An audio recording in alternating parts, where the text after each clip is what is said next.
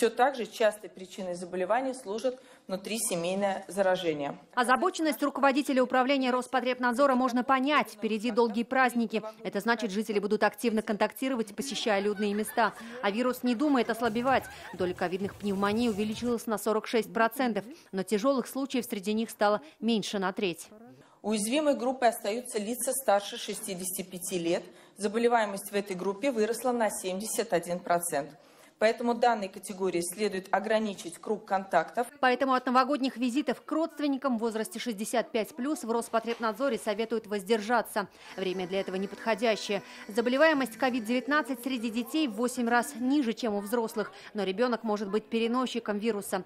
Рустам Минниханов в этой обстановке вопрос соблюдения антиковидных мер считает одним из главных. Во время праздничных дней призывает усилить работу всех экстренных служб, медицинских организаций и Роспотребнадзора.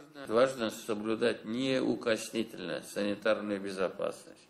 Все предписания Роспотребнадзора, все требования по недопущению формирования очагов инфекции. Лекарства, все, что необходимо, мы деньги выделили, они уже поступили. Запас индивидуальных средств защиты. Ну и доставка лекарств для пациентов с ковид. Все, что нужно, вся система должна работать. С начала года сотрудники Роспотребнадзора проверили уже 29 тысяч организаций. Нарушения нашли в каждой 10-й. Размер штрафов в общей сложности больше 10 миллионов рублей.